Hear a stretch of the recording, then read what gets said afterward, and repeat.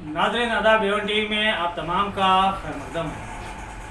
नाज़रीन, जैसा कि आप तमाम जानते हैं, आजकल मुल्क के हालात पहले जैसे नहीं रहे, बल्कि इन दिनों मुल्क में काफ़ी कशीदगी देखी जा रही है और कुछ फ़िरका परस्त ताकतें पूरे मुल्क में खुदा को जहर आलूद कर रही हैं और कई एक ऐसे मुँह फट अफराद और शरपसंद अफराद मैदान में आ चुके हैं जो आए दिन मुसलमानों की दिल आज़ारी के लिए मुसलमानों के ख़िलाफ़ जितने ही बयानबाजी करते हैं। यहाँ तक कि साधु संतों के नाम पर कलंक कहलाने वाले कुछ अफराद महात्मा गांधी तक को इन्होंने नहीं बख्शा।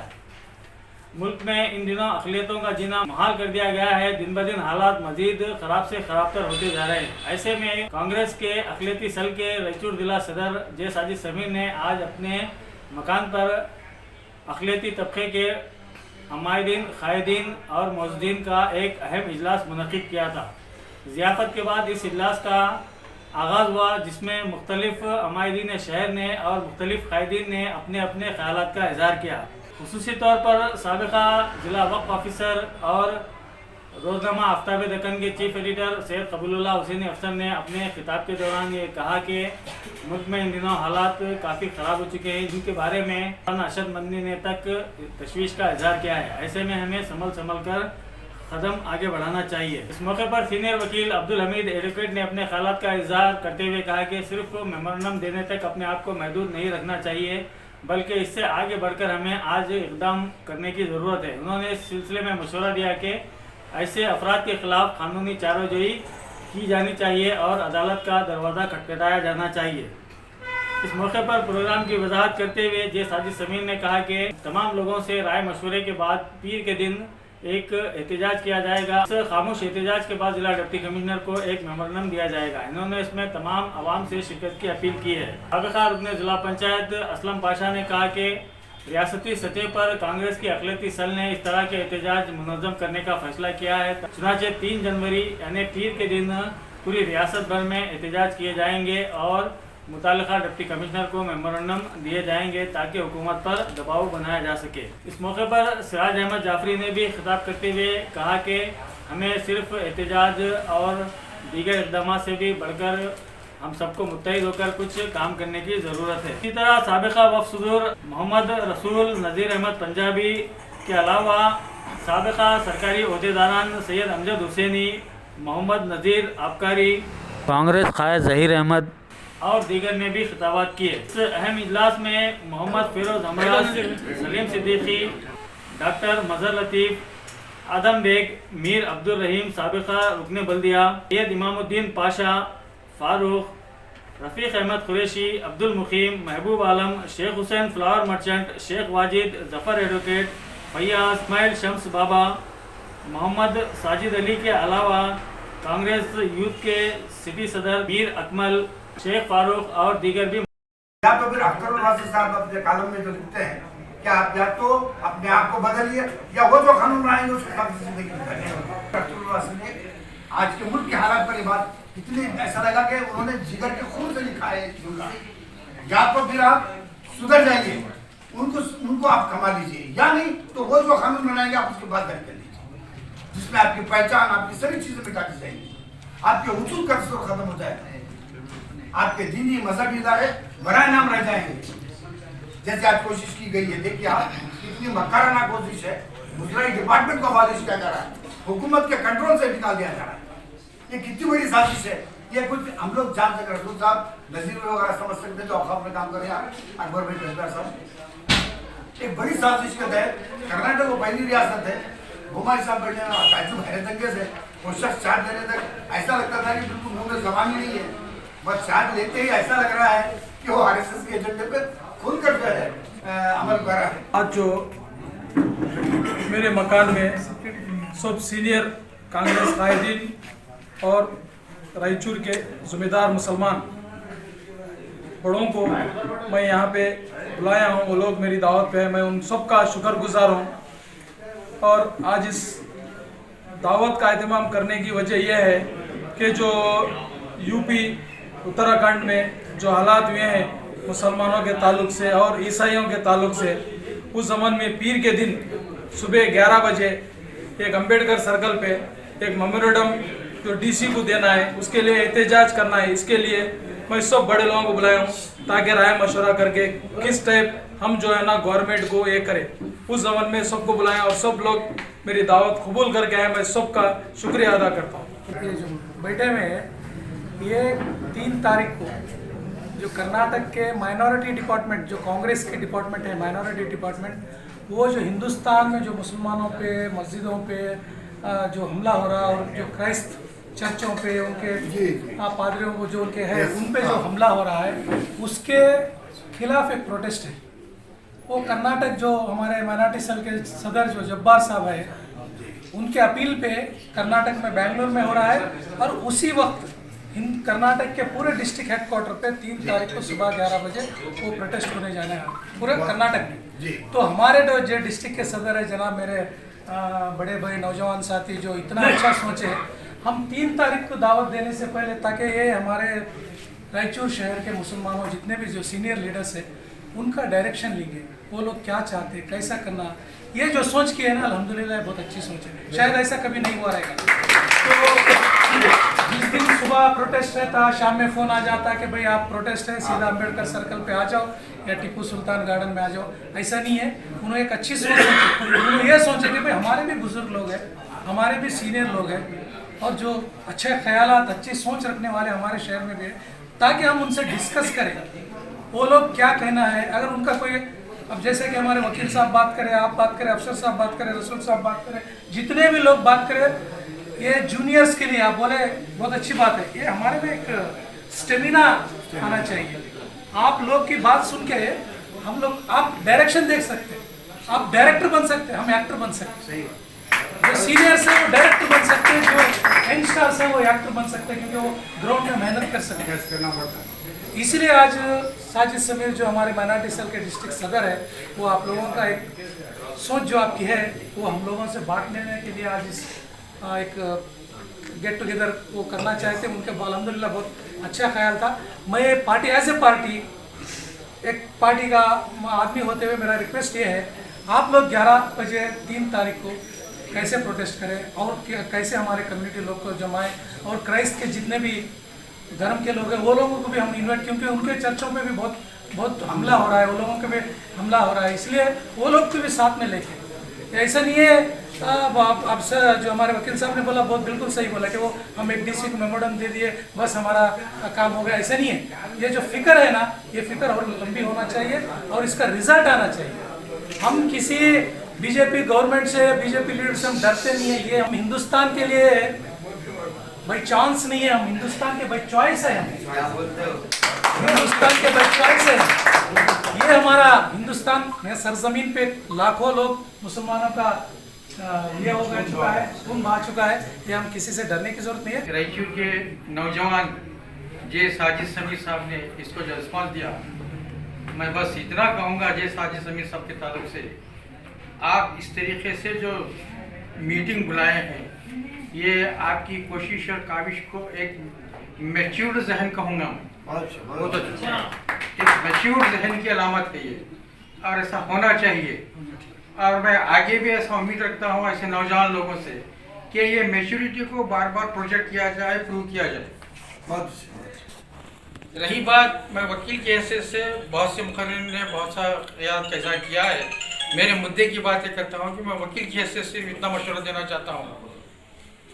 जैसा कि एक पेशवा मुकर्रिर सिराज जाफरी साहब ने भी बड़ी अच्छी बात कही कि मीटिंग्स, डिबेट वगैरह तो हमको करना है, ये मुसलमानों की सेवा है, लेकिन आज बदले हुए हालात में, ये 1980 की बातें थी, अब 2000 में हमको बदल कर ये बताना चाहिए, जैसा मैंने साजिद समीर के बारे में कहा कि मैच्योरिटी होना चाहिए। तो हमको ज़्यादातर किसी भी मसले में, ये जो सुलगता मसला है हमारा मुसलमानों के ताल्लुक से, ये मसला बहुत सुलगता मसला, बर्डिंग टॉपिक है, इसको बहुत आसानी से नहीं लेना चाहिए। हम सबसे पहले हम अदालत का दरवाज़ा खटखटाकर अदालत में इनके ताल्लुक से, अगर हमको अदालत से फैसला मिलता है नहीं मिलता है बात की बात है, लेकिन जब तक हम अदालत को नहीं जाएंगे तो नहीं होता, क्योंकि अदालत ही साजिश करने वालों का अड्डा है। जो लोग साजिश करते हैं वो अदालत का साया लेते हैं, और हम लोग डिप्टी कमिश्नर को मेमोरेंडम देकर खुश होते हैं कि दे दिए, वो फाड़ कर डाल देता हूँ। डिप्टी कमिश्नर को मेरी राय है, if I hurt somebody I will apologize for this because it is a fact of the matter. हमको सिर्फ अदालत का दरवाज़ा खटखटाना चाहिए ऐसे बर्निंग टॉपिक में जिसमें बहुत से लोगों ने इल्ज़ाम ख्याल किया, लेकिन ये नहीं बताया इसी तरीके का यूरोप के सीने में जो दिल होता है उसको बोस्निया कहा जाता है। बोस्निया के मुसलमानों को भी इसी तरीके से मारा गया था, कोई पूछने वाला नहीं था। अपने आप को आज़ादी के अलंबरदार कहने वाले यूरोप वाले खामोश रहे और मुसलमानों का खून बहाते रहे। उसके बाद हमारे पड़ोसी मुल्क म्यांमार, जिसे बर्मा कहा जाता है, वहाँ पर मुसलमानों का खून कत्लेआम हो रहा है। ये मिसालें मुसलमानों के ताल्लुक से जो सामने आ रही हैं, मैं अगर बोला या ज़्यादा बोलूँगा, जो लोग डरे हुए होते हैं वही डराते हैं, जो लोग डरे हुए होते हैं वही डराते हैं। और ये जो हमको बोल रहे हैं, यहाँ पर हमारे बुजुर्ग आए हैं कुछ निशानियाँ लेकर, कुछ अलामतें लेकर, हम यहाँ से जाने वाले नहीं हैं। जिसमें हजरत ख्वाजा अजमेरी यहाँ पर अलामतें लेकर आए हैं, तो हम यहाँ से जाने का सवाल ही नहीं पैदा होता। अगर डरे हुए लोग बोलते हैं, इसके लिए हमको डरे हुए लोगों को उनके लिहाज से जवाब देना चाहिए। हम एक तारीख गवाह है। मैं साथ में एक पैरेलल बात बोलना चाह रहा हूँ ताकि आप कुछ वाकिफियत हो जाए इस हिस्ट्री से। एक ही आदमी सोमनाथ मंदिर पर 17 बार हमले करता है, ये हिंदुस्तान की तारीख बताती है। जब इस तारीख को बाहर के लोग पढ़ते हैं यूरोप और अमेरिका में, तो बोलते हैं is it possible a single man can attack more than 17 times? ऐसा नहीं हो सकता। अगर ऐसा नहीं हो सकता तो फिर ऐसा हुआ क्यों है? ये जो ब्राह्मण हैं सोमनाथ मंदिर के, हम लूट कर खाए तो बदनाम होते, तू ऊपर से आके मंदिर को लूट, आधा हमारे को सामान दे, आधा तू लेके जा। 17 बार लूट कर ले जाने वाले का नाम बदनाम हुआ, 17 बार हिस्सा लेने वालों का नाम यह है। 17 बार हिस्सा लेने वालों का नाम यह है। एक मुसलमान को बदनाम किया जाता है कि वो 17 बार हिंदुस्तान पे हमला किया। हमला करने के लिए दावत देने वाले कौन थे? मैं इससे पहले कि कुछ जज्बाती हो जाऊं, मेरा मुद्दा ये है कि मैं चाहता हूं और मेरी ये ख्वाहिश है कि ये जो एक बच्चा है मैच्योर्ड माइंड का, इसी तरीके से और बच्चों की हमको सख्त ज़रूरत है, और बच्चों की सख्त ज़रूरत है। जब ऐसे बच्चे मिलेंगे हमको, तो हमारा माजी नहीं बल्कि हमारा मुस्तकबिल सामने नजर आएगा। माजी नहीं बल्कि मुस्तकबिल नजर आएगा। मैं दिल्ली और हरिद्वार में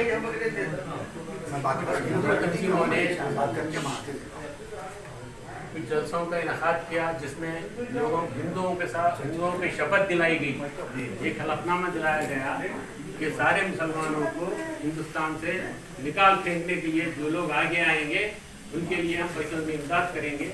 और अब ये सारा मामला इस बात से हो रहा है कि यूपी, उत्तराखंड, पंजाब, गोवा और आपके मणिपुर में इलेक्शन है। ये सब इलेक्शन का तकाजा है। ये लोग मुसलमानों को डराना चाहते हैं, मुसलमानों को डराकर रोकना चाहते हैं कि वो पोलिंग बूथ तक न जाएं और वोट ना डालें। इसलिए ये सारे हंगामे खड़े कर रहे हैं। और दूसरी बात यह है कि मैं उत्तर प्रदेश के वोटरों, मुसलमान वोटरों से खुसूसन अपील करना चाहता हूँ, ऐसी जमातों को हरगिज वोट ना दें जो हमारे नाम पर इलेक्शन में अपने कैंडिडेट ठहरा कर दूसरी सेक्युलर पार्टियों के कैंडिडेट को हरवा देते हैं। आप देखिए, ज्यादा अरसा नहीं हुआ है, 40-50 साल की बात कर रहा हूँ मैं। महाराणा प्रताप सिंह, छत्रपति शिवाजी, अकबर आजम, जहांगीर का इंसाफ, ये मुख्तलिफ जो है हमारे पास किताब है। रामचंद्र जी, और रामचंद्र जी को सीता कैसा मिली, वो एक प्रोग्राम किया गया उस जमाने में, जहाँ पर इन्होंने जो है वो शर्त पूरा करके सीता से जो है शादी करे। ये मुख्तलिफ किस्से हमारे पास है। अब हमारी किताबों में, ये किताबों से पूरा निकाल दिया गया। देखिए, अब वो हालात इस कदर है, अब हम हमारी उम्रों को पहुंच चुके हैं। अब आने वाली नस्लें हैं ना, जिंदा नहीं रहेंगे अगर यही कैफियत रही, घरों में घुसकर मारेंगे। ये नहीं देखेंगे कि मुझे किस लिए मारा जा, तो जो है उसको कोई कानून नहीं लग रहा बोलने वाले पर। तो आप क्या समझेंगे? खुली छूट है, साफ बोल रहा है। जब ये किसानों पर जीप चलाकर 4 किसान को और 4 आदमी को मार दिया, 8 आदमी को मार दिया, उसको वजारत से हटाने को तैयार नहीं, उसके ऊपर केस करने तैयार नहीं होने, वजीर का बेटा है। तो हमारे को ये समझ में आ रहा है कि आने वाला वक्त बहुत ही इंतहाई खतरनाक है और हम मुसलमानों को सोचना चाहिए और हम इसके लिए तैयारी करना चाहिए। मैं साजिश उम्मीद की बात ये जो हुकूमत आई है 2014 से, उनका मुसलसिल एक कोशिश रही है कि हिंदुस्तान में यूनिफॉर्म सिविल कोड को लागू करें।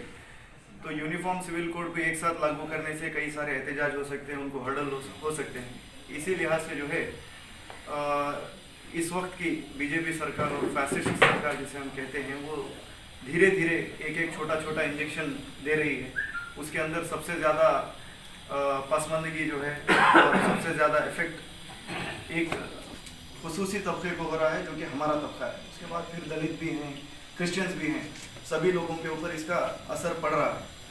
तो इस सिलसिले में एक एक कानून को लिया जा रहा है। तो ज़रूरी है कि हम सभी बिला मसलक, बिला जो है सियासी इख्तलाफात हमारे जो भी हैं उसको बाजू में रखते हुए पूरी कम्युनिटी एक होकर इसका दिफा करे। सबसे पहले तो इनके जो कानून में बिल पास हो रहे हैं इस वक्त, चाहे वो पार्लियामेंट में हो चाहे वो असेंबली में हो, वो कहीं पर भी डिस्कशन में नहीं आ रहे हैं। ना उसके बारे में डिस्कशन हो रहा है, ना कहीं पे एहतजाज हो रहा है। अगर हो भी रहा है तो एक छोटा सा तबका जो सोशल ऑर्गेनाइजेशंस का होता है वो पार्लियामेंट और असेंबली के बाहर कर रहा है, या तो फिर प्रेस कॉन्फ्रेंस के जरिए कर रहा है। जहाँ पर होना चाहिए वहाँ पर नहीं हो रहा। इसीलिए यहाँ पर जितने भी लोग बड़े बैठे हैं, जिन जिन के रसूखात अपने अपने बड़े बड़े कायदीन से हैं, मैं गुजारिश करता हूँ ये सारे मुद्दों को जो है अपने अपने लीडर्स को जो जहाँ जो प्लेटफॉर्म पे उठा सकते हैं वहाँ पर उठाएं, ताकि उन लोगों को ये पता चले कि हमारी कम्युनिटी इस वक्त जो है जाग रही है और उनके इन फैसलों पर हमारी कड़ी नज़र है, जो कि गैर कानूनी है। कई एक ऐसे एंटी कॉन्स्टिट्यूशनल बिल्स हैं जो इस वक्त पास हो रहे हैं, उसके ऊपर जो है आवाज़ नहीं उठा रहे। कश्मीर से लेकर कन्याकुमारी तक जो है ये चीज़ें हो रही हैं और हर रोज़ हम आए दिन पढ़ते हैं। लेकिन पढ़ने से, बोलने से, मैं समझता हूँ, मैं माफ़ी चाहता हूँ, हम लोग ऐसे डिस्कशन करने से कोई मुद्दे का हल तो होने वाला नहीं है। इसको पूरी तरीके से या तो कानूनी फाइट हमें करना है, या तो फिर इसको पार्लियामेंट्री लेवल पे लड़ना है या असेंबली लेवल में लड़ना है। इसके लिए ज़रूरी ये है कि बजाय हम लोग किसी का हाथ थाम कर उनकी गलतियों को पर्दापोशी करके जो है हमारे अपने सेल्फ इंटरेस्ट छोड़कर कम्युनिटी इंटरेस्ट को अगर ज़्यादा तवज्जो दे तो बेहतर रहेगा। ये मेरी अपनी ज़ाती राय है। हम देख रहे हैं, सुन रहे हैं, पढ़ रहे हैं। एक ज़माने में सलमान रशीदी भी आकर मुँह काला करके चले गए। उसके बाद जो है अब वसीम रज़ी को इस्लाम से खारिज किया गया। अब जो हालात आप जिक्र किया, मैं फिर दोबारा उसमें जाना नहीं चाहता, पर काफ़ी टाइम हुआ है। हम एक प्लेटफॉर्म पर सभी लोग जमा होकर, चाहे कांग्रेस रहो, ADS रहो, जनता दल रहो, सेकुलर जो भी हैं, उनको लेकर जो है इंशाल्लाह 30 के दिन जो है मैं अम्बेडकर सर्कल से जो है डिप्टी कमिश्नर साहब को जो मेमोरेंडम देंगे। ये इनका मसला एक फ्रिंज एलिमेंट है। ये लोग जो ना क्या चाह रहे हैं कि इलेक्शन, उत्तर प्रदेश के इलेक्शन में जितने भी लोग अपनी ये छोड़े उसमें कामयाब नहीं हो सके। जैसा मथुरा है और मथुरा की मस्जिद है, उसकी मस्जिद है, इसमें भी जो ना मुस्लिम का रिएक्शन नहीं आ रहा। इन्होंने क्या चाह रहे, रिएक्शनरी हो जा रहे मुस्लिम। अगर मुस्लिम रिएक्शनरी हो गए तो उनको हिंदू वोट जो ना एक तरफ हो जाता। हिंदू हटाने के बाद से ये कर रहे हैं। एक छोटा सा एक मिसाल, एक लैबोरेटरी बना के छोड़े हैं उसे। वो एत्यानंद स्वामी को तो जेल मैदान के अंदर चले जाता और उसके बदले कालीचरण आ गया है। तो ये इतना ही करके एक लैबोरेटरी जैसा गुजरात में करा था मोदी करके जो ना PM बन गया, CM बन के PM बन गया, वैसा मोदी और योगी के बीच में, दोनों के बीच में रस्साकशी चल रही है। तो दोनों में से जो है ना किसी को एक करना बोल के कर रहे हैं और इससे ज़्यादा हमारे क्या लड़ने की बात नहीं है।